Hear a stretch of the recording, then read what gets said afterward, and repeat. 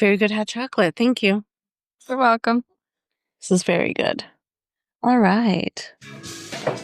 Welcome to the Raining Cats and Dogs podcast. I'm your host, Shannon. I'm Arianna. And we have a guest host, so thank you so much for joining us. Lucas? Yes, thank you. Thank you, everyone else, for joining us. If you're new here, we are a podcast that just chit-chats and then discusses Reddit stories. Why are you laughing at me? I'm not laughing at you. Okay.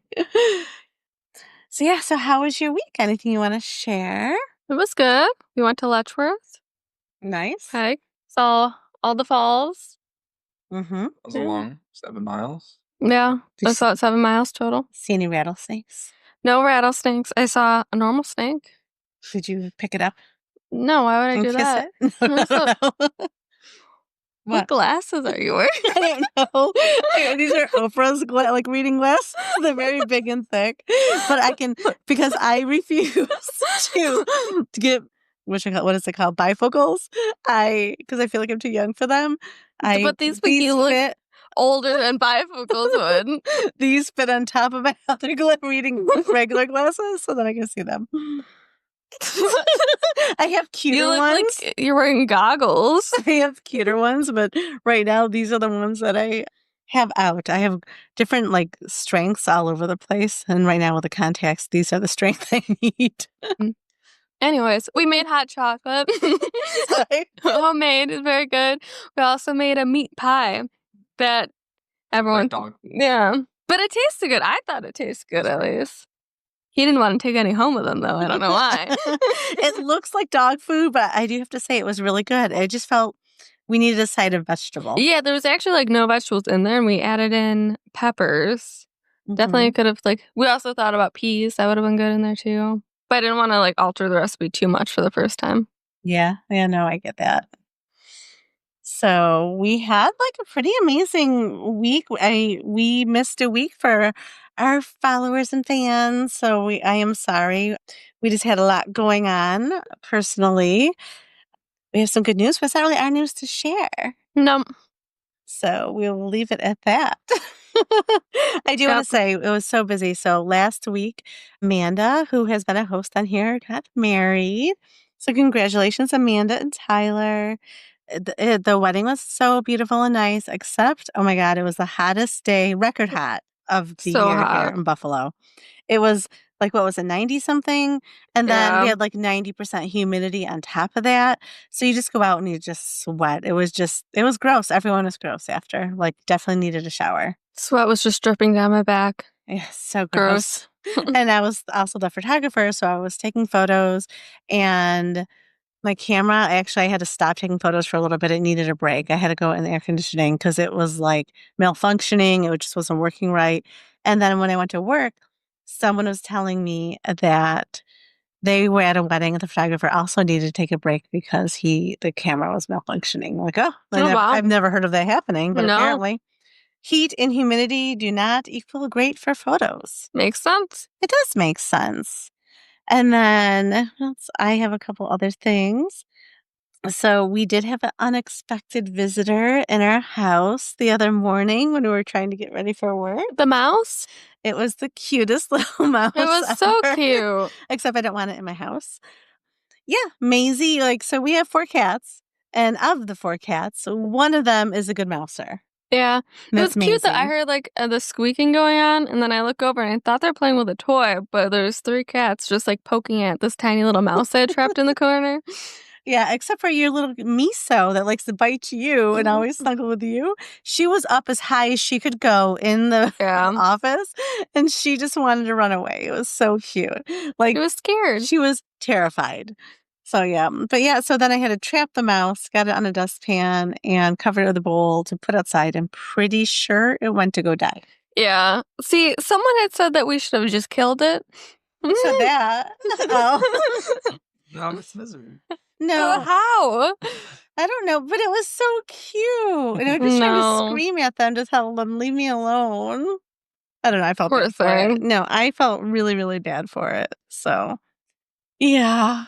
And then I vacuumed the pool. It's finally not milky because that was disgusting. It was so cloudy. It looked gross. So I'm glad the pool is like in order. I've just been vacuuming because there's dead algae on the pool bottom. So Gross. I've been vacuuming that up better than live algae. That is true. So, and then you guys have anything else you want to share before I go on to the news? No, go straight to your news. All right.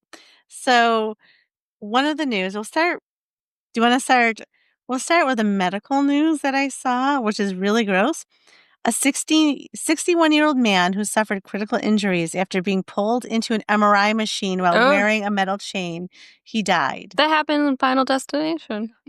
Like, he went into the room while his wife was getting an MRI, and it just pulled him right in, and then he died. That's awful. Did she die? I think she's okay. I mean, obviously traumatized. Yeah. But I think she's okay. There's no word about her, so I'm assuming she is. That's awful. And then studies find working from home lets people eat healthier, feel less stressed, and maintain lower blood pressure. Oh my gosh, I can't speak. And maintain lower blood pressure than those in offices. It's so true. Honestly, it's just people want people to be in work because they want the tax breaks for having the businesses, people in the offices. Because really there's no reason to have people in offices for most jobs. At least I like a hybrid. Like I could see if you had to go in once or twice a week to collaborate. But 90% of the time I think I could be working from home. I agree. And then of course, and I mean the whole internet is talking about it. You've seen the CEO and his head of HR person at the Coldplay concert. The memes are just hilarious. Yeah, I saw something though that Coldplay released an apology. Yeah, because he's blaming them. It's not their fault. It's a public event. You went to a public event. Jumbotrons aren't meant to like out people. Usually it's like a kiss cam or whatever.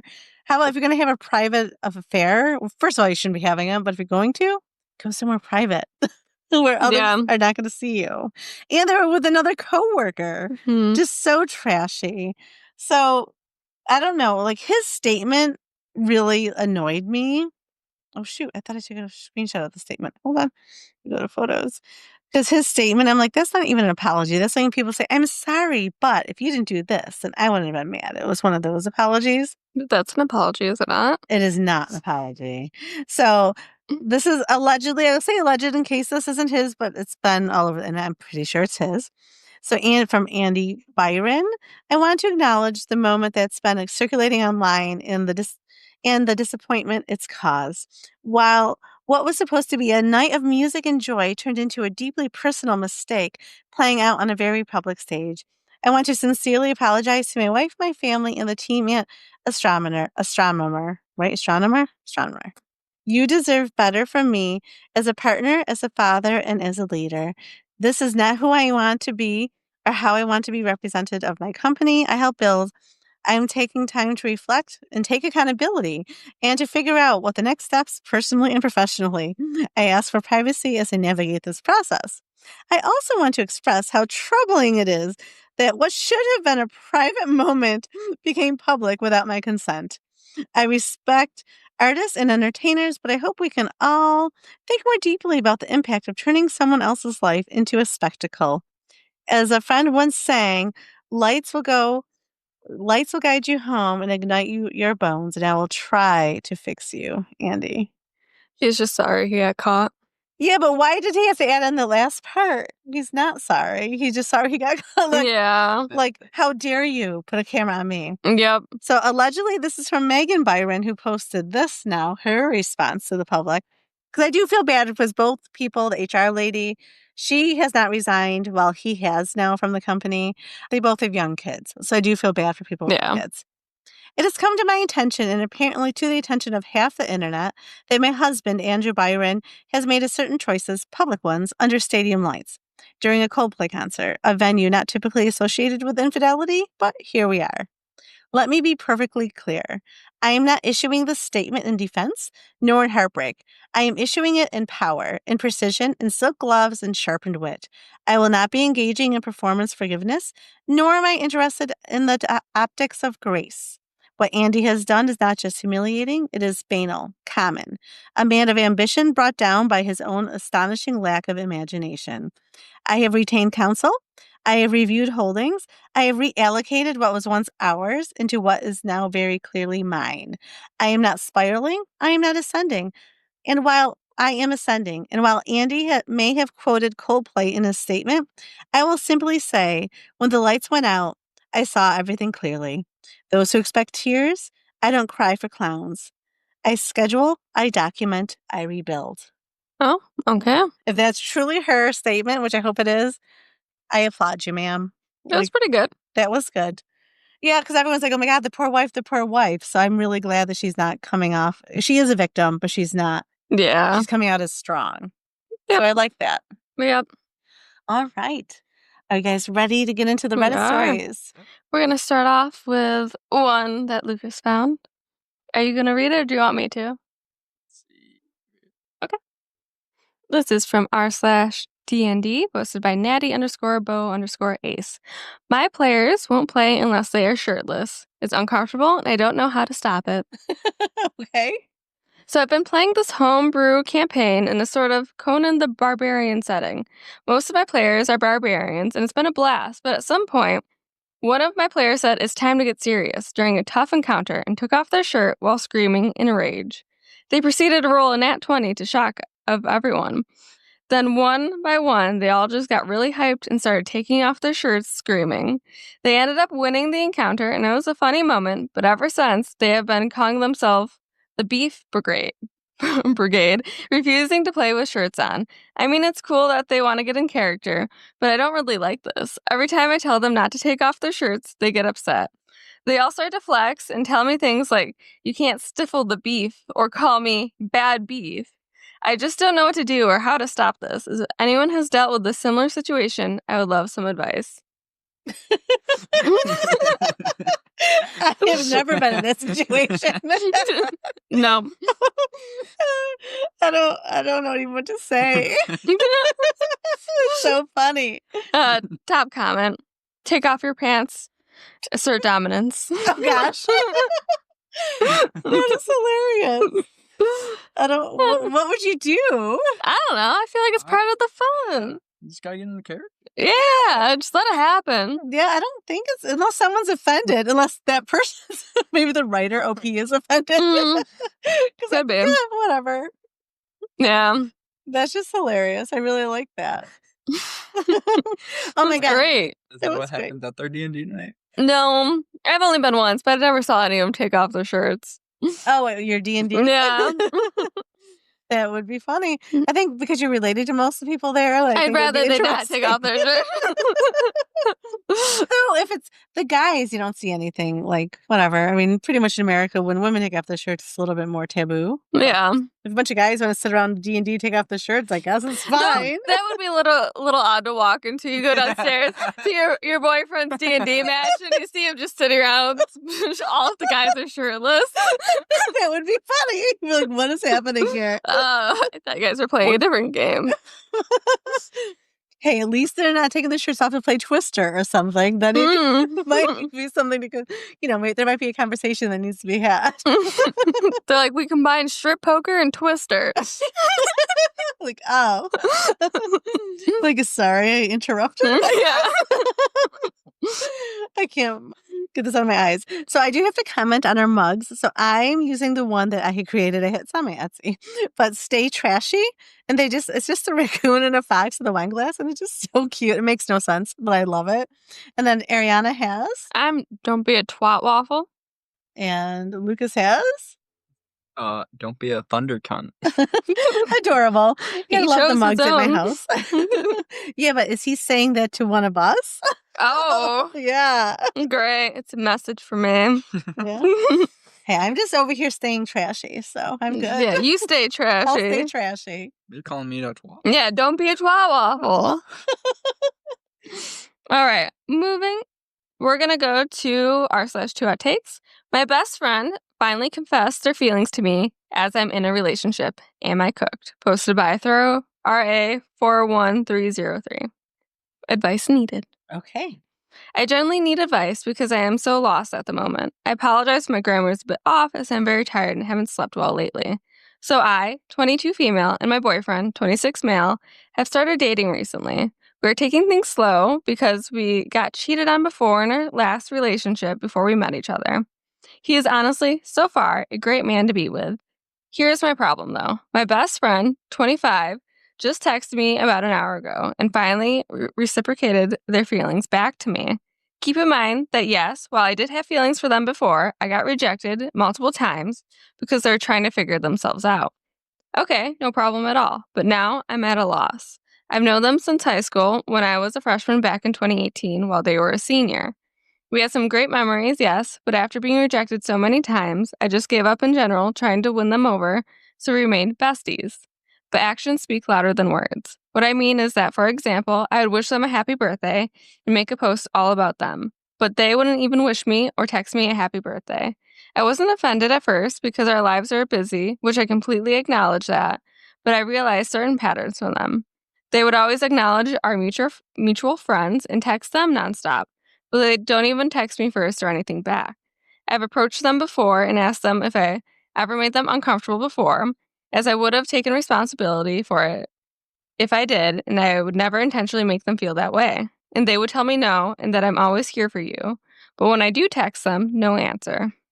Don't worry, I don't and never had spam texted my bestie. Fast forward as of right now. They're telling me that I'm the only one for them, and they can't live without me. They even told me they even told me that I knew them longer compared to my boyfriend. This is true, but I'm just confused now. Am I cooked? Is this normal behavior? No. No.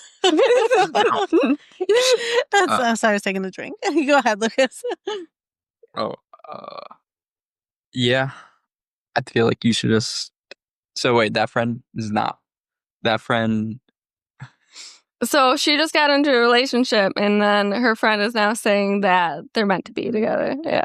But he never really acknowledged her before. Nope. No. So, and then why does she just keep being friends with him in the first place? I think it stopped Yeah. talking to him. Yeah. Like, I don't Yeah. understand why. Like for multiple years in a row. Yeah, too. very odd. And now that she has a relationship, he wants her. So Yeah. it's kind of weird. Mm-hmm. Yeah, I find it odd. Yeah. So there's a little edit. Mm-hmm. Guys, I'm not interested in my best friend in that way anymore. I've seen some comments accuse me of wanting to go back to them when in reality I don't at all. I only asked if I'm cooked to see if the situation is really that bad because this is my first actual relationship.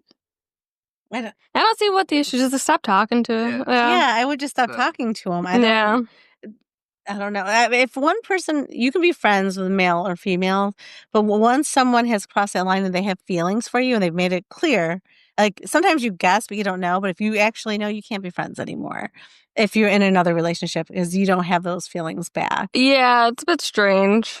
Yeah, so I don't know if they're just lonely and they just want to keep that friend. Yeah, though it seems like they weren't really great friends in the first place. Yeah, so I don't know why you're talking to them anymore. Yeah. I would just be like, I'm sorry, I'm in a relationship and just kind of move on. Yeah. Top comment, not them ghosting you on birthdays and now popping up like you're the one actually. Classic case of I want you because someone else has you. Stay with the one who actually shows up. Exactly. They had their chance. They could have been with you before. Yeah. Yeah, just kind of weird. Yeah, very strange. Other people are saying like it's time to cut them off and do some serious introspection. They sound totally toxic. They do. They don't sound like a good friend. Nope.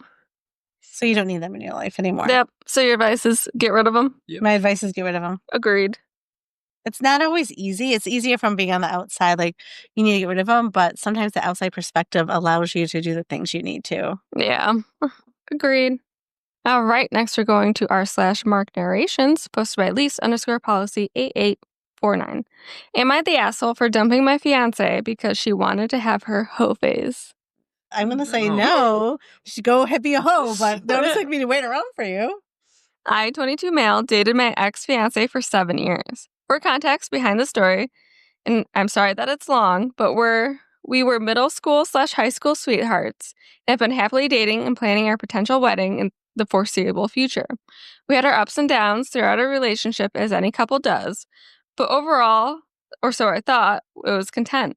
Now, for a little context about myself, which is relevant. I'm a bit of a pushover and would give the clothes off my back for anyone I care about. I'm a very laid-back person, but my ex, I will call her R for anonymity, was a very bubbly yet unstable woman. She was raised by higher-class parents and had more luxuries in life than I had, which may have contributed to who she is. Over the years, we had quite a few arguments to the point where her family had to get onto her and tell her to stop because they could hear her from many rooms over. Her mom had warned her multiple times that if she doesn't change, that I would leave, and in hindsight, she was correct.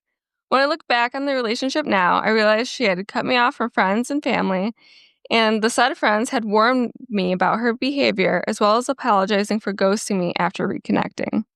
Anyway, on to the story. When we turned 20, R's attitude towards me did a complete 180.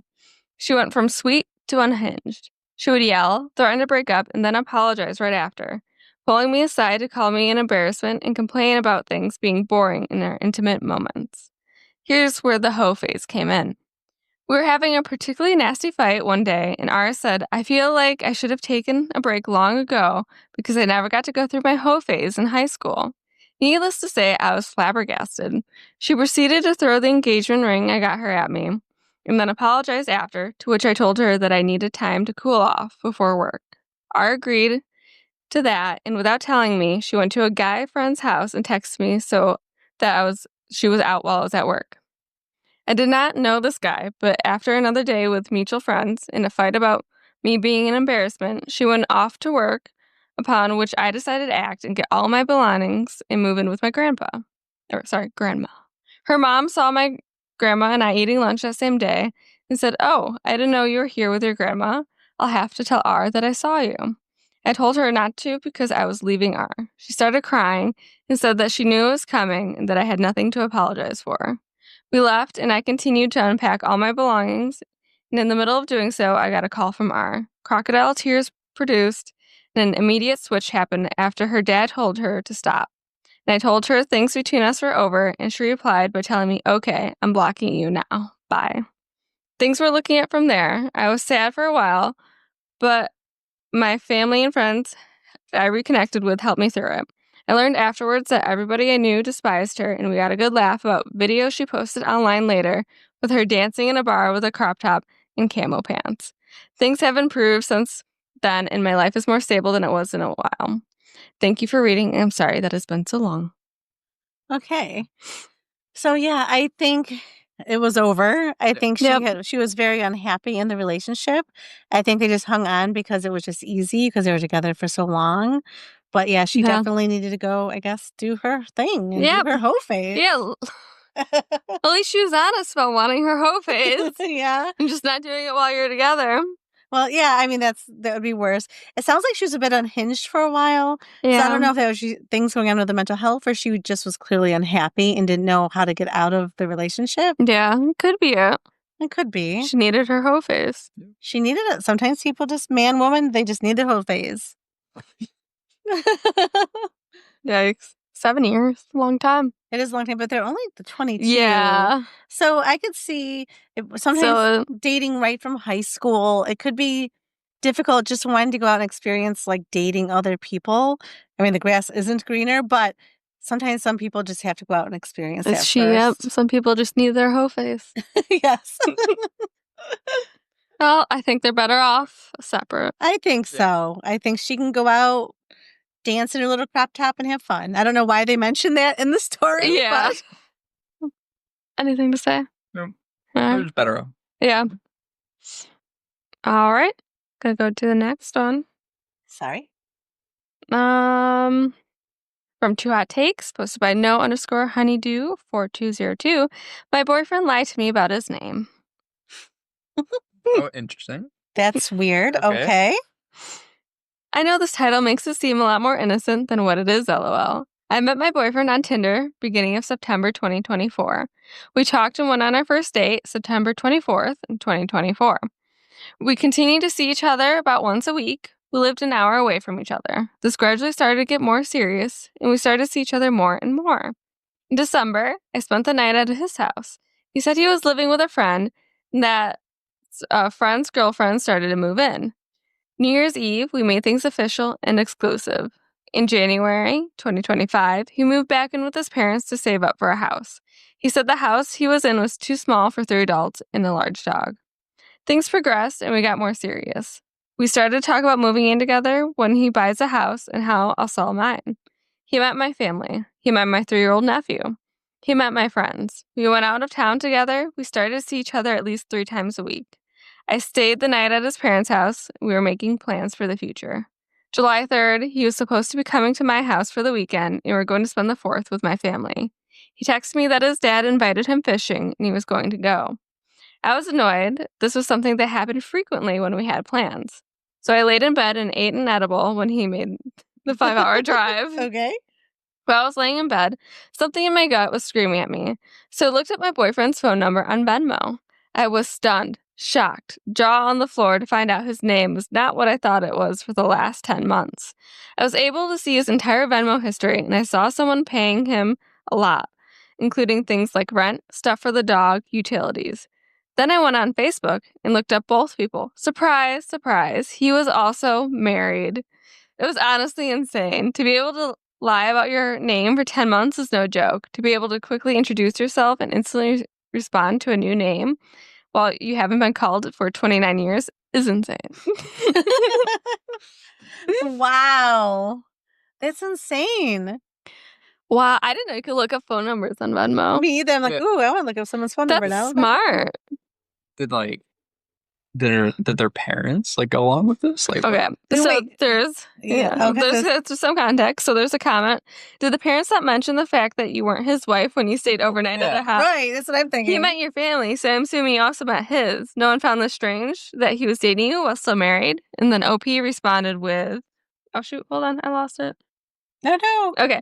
I actually never met his family. His parents supposedly spent a lot of time at their vacation home, so they weren't there. And something always came up when I was supposed to meet them. Okay. Oh. But didn't they have a photo of a wedding photo or something up of their son? No pictures at all. His parents were in the process of moving everything to their retirement home, so barely any decorations and no pictures. Convenience. Very convenient. Oh my gosh. I would be shocked. I do hope she tells the wife. I think the wife needs to know. Venmo $1 to his wife with a message. OP responded, LOL, I could, since she blocked me on Facebook now. She knows about me. Multiple people told her about me, and then she blocked me out of nowhere a week after. Even told someone she blocked my number from his phone too. Okay, was she? I like when I don't like actually when people blame the other person having the affair. Mm-hmm. Yeah, obviously, first of all, she didn't even know he was married. But even when they do, yeah, okay, that might not be a good person or someone's making bad choices.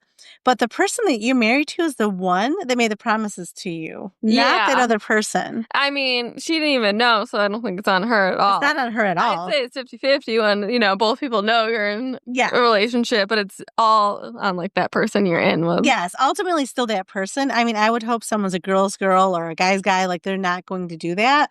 But at the end of the day, it's the person that's committed that shouldn't be doing that. Yep. Another response to a comment is, I kept all the pictures of him and I together, so when she's ready, she can get them all and use them for her divorce on Facebook. There's definitely no way he told her the entire truth, because I refuse to believe she'd stay if she knew. She might even think she's a stalker, some weird girl that's really into him. Yeah. She might, I'm sure she does not know the full story. I'm sure. But there are women, though, that just blame the affair person and that's it. I don't know, what do you do? Not you drug the guy to make him have an affair, but that's how people kind of act sometimes. Yeah. Yeah, or he might have just said, you know what, I made a mistake once. Maybe he didn't tell her he had a full-on relationship. Who knows what he told her? Very strange. Yeah, that is really strange. Wouldn't you, as the wife, wouldn't you want to hear from them? Be like, all right, I'm going to speak to you once. What do you got for me? Yeah, see if stories align. Yeah, I'd want to check stories, photos, just to make my own educated decision. Yeah. Yeah, but apparently that's not where this wife wants to go, so. Crazy. It's insane. I can't imagine lying for that long.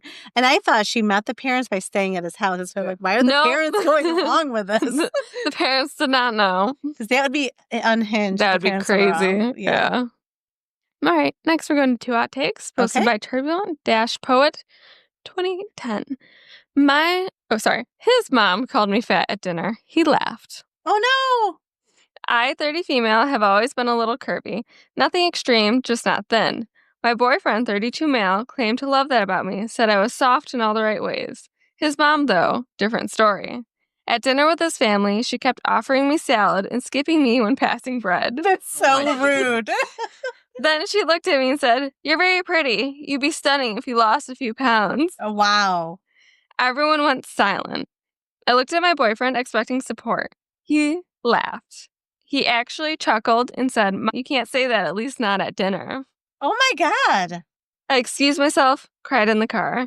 When I told him how it made me feel, he said I was overreacting and that she's old school, just ignore her. No, I'm not ignoring that, and I'm not staying with a man who thinks body shaming is funny. Good for her. Yeah.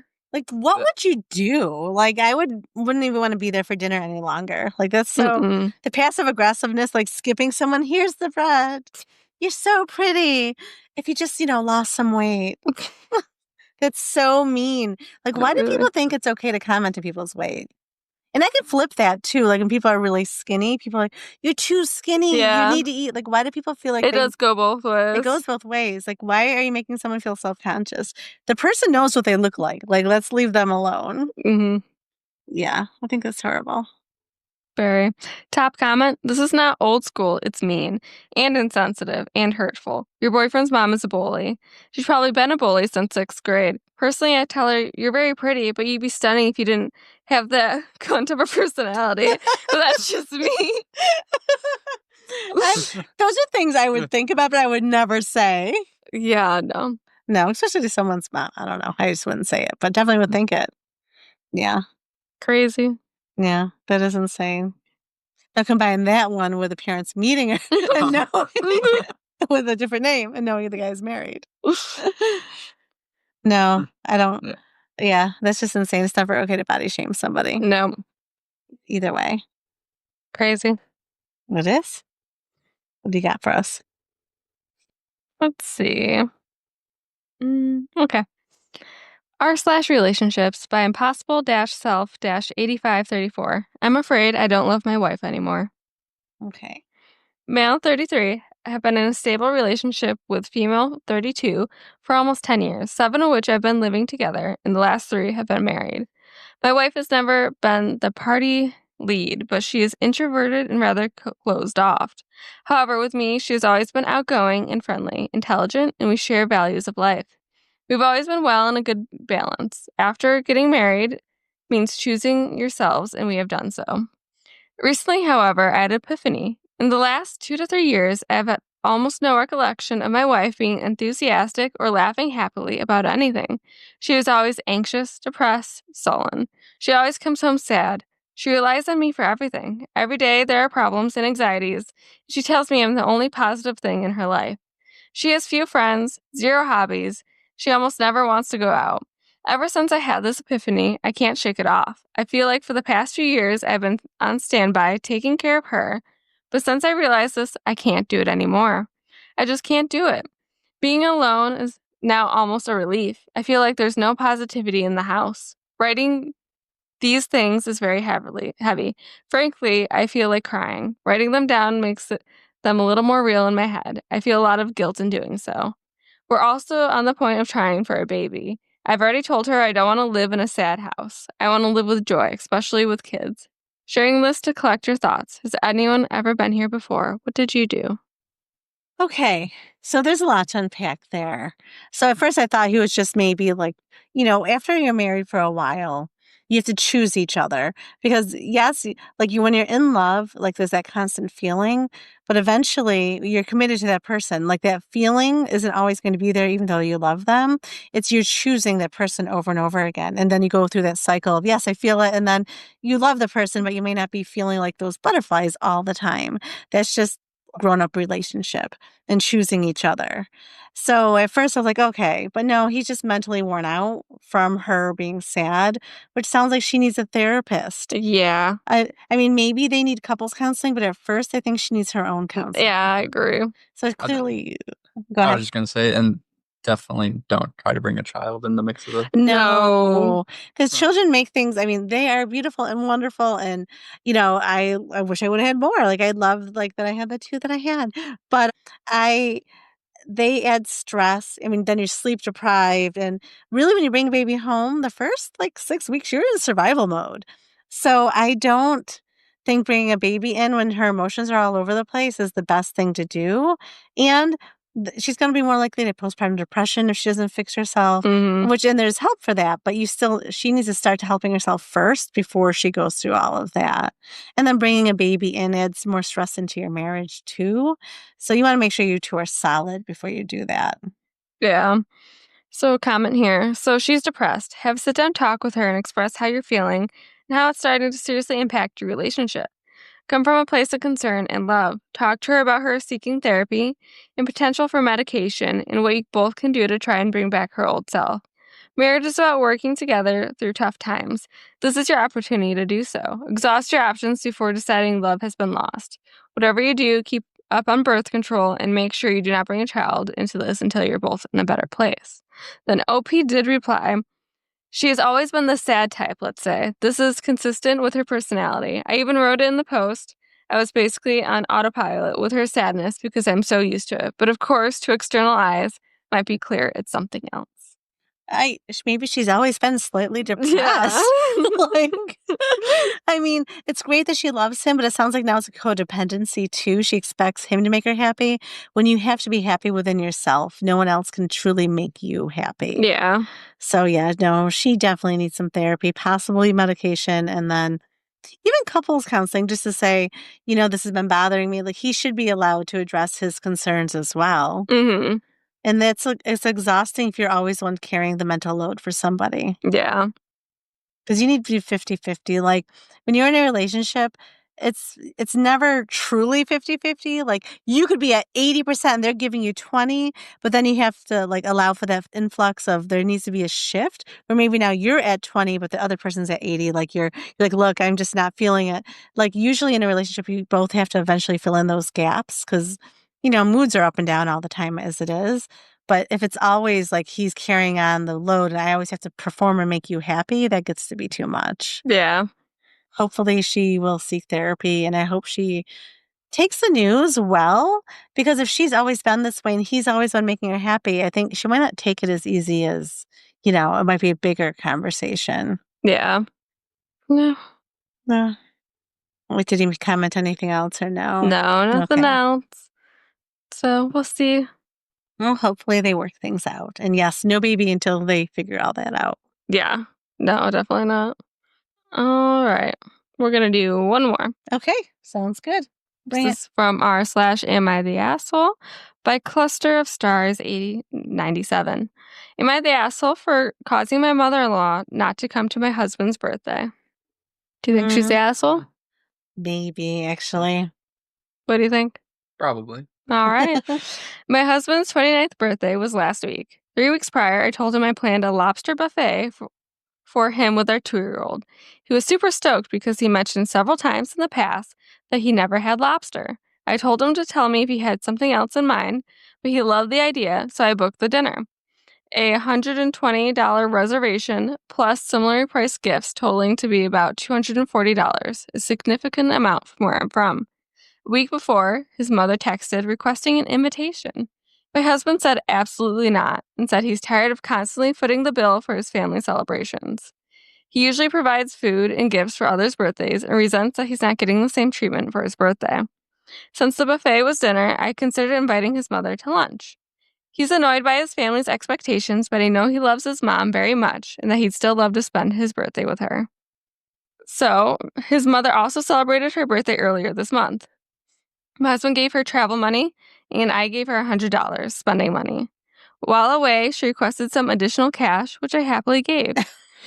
Okay. Since then, I've been transparent about my husband's birthday expenses, telling her my limited remaining budget, so I mentioned that if she wanted to come, she should come alone due to financial constraints. She agreed. The night before, she suddenly said she'd be bringing her mother and my husband's younger brother. I reiterated our budget's limitations, but she insisted they wouldn't eat much. I said I literally did not have any money to host more people, and my husband was unwilling to pay for them. Bringing 2 additional persons meant compromising our grocery budget for the rest of the week. I eventually conceded, but it felt very disrespected. I didn't tell my husband, but I felt so bad that I confided in my sister-in-law, who told my brother-in-law. He ended up lecturing my mother-in-law. And then she texted, "Yeah, let's probably just meet next time," and has since ignored me. I now feel terrible. It's kind of odd the way she described the story. Yeah. Kind of odd, actually. So I understand budget constraints, keeping it small, but like it's the mother, grandmother, and a younger brother. I would think they'd kind of be on the invite list unless they're like You on would falling out. yeah. Yeah, I feel like I just need more context, like to understand. I understand like you can only have so many people, but if another brother-in-law was there, was that his brother? Is he only close with one sibling? I don't. Also, if he's tired of his mother and paying for them, why isn't he the one doing it instead of His her? side, right. Well, it Yeah. sounds like the wife was probably planning the party. Yeah, I Mhm. definitely think usually it should be like you handle your family and I'll handle mine. But yeah, it just seemed a little odd. Like I would think the grandmother and the mother would be already invited and younger brother. Yeah. Odd. So I do find it a little odd. Or if there is a budget constraint and you're making a buffet, I don't know if it was at a restaurant, but if you're making a buffet, I would be like, okay, well then can you bring these items because we have extra people just so we have enough food? Yeah. And why is she going on a trip and they're giving her money like a was child? Odd. That was Like, very odd. I mean, for a gift, like let's say Yeah, I'm it's going, fine. Here's some spending money. yeah, I appreciate that. But then Venmo request, can I have some $100 more on my trip? Like, yeah, that's weird. Like I would expect it from a child, but not Yeah, from your parent. Like, but you're an adult now. I mean, I would send it to you, but if you guys were away, let's say you did the weekend away in Paris, you're like, oh, can you somehow send me $100? We don't have any money for food. We forgot that. Yeah. Okay, I'll send it to you. But why are you sending it to your mom? I don't know. It's odd. Yeah, the story was just a little odd. I feel like you definitely need more context. I don't know. Yeah. So top comment, why aren't you letting your husband handle his own mother? You jumping in the middle of things and trying to play nice is what caused the whole situation. Your husband's tired of going above and beyond for his family celebrations and getting nothing, including appreciation in return. You taking him out to celebrate was all he needed, and was very appreciated. Anyway, you didn't cause your mother-in-law not to attend. Her not wanting to spend her own money instead of yours or your husband's is why she bailed. Take the win and enjoy the celebration how it was originally planned. Yeah, I guess because he was tired of them, that's why she wasn't invited. Yeah. Yeah, I don't know. I would think about my mother. But if somebody said, "Hey, I'm inviting you, but nobody else," then I'm making the decision, am I going alone or not? Yeah. Like, she also needs to do that because it sounds like he's always giving and he doesn't get anything in return from them. Yep. I'm still caught up on the mom going on vacation and asking for more money. Yeah. It's just a little odd. Very odd. Yeah. I was like, think, was she gambling? Like, I don't know. Why do you need, I don't know. Another comment. You're the asshole, but not in the way you expect. You knew your husband didn't want her there, but you allowed her to railroad you into accepting her coming, and then the other two. You needed your sister-in-law and brother-in-law to get out of this hole, otherwise you'd have paid for 3 extra people. Why are you telling people how much you're spending anyways? They don't need to know your business. That's true, but there's nothing wrong with saying I'm keeping it small due to budget Yeah. constraints. Though I guess, let's say you don't have budget constraints, but you want a still intimate gathering, you're still allowed to have that. Yeah. So I guess you don't really need to say budget constraints. You could just say, it's small. We're only having 10 people coming, so you can only bring you. Yep. So I guess you could do that. So yeah. Yeah, little strange story. Very. Well, on that note, I hope everyone has a great week. Thank you, everyone, so much for joining us and listening. And hopefully we'll see you again next week. Bye. Thank you, and be kind. And get stuff on that. No, don't end it. What? Okay, I guess I'm meaning for all stuff. I was recording, so stop. There we go.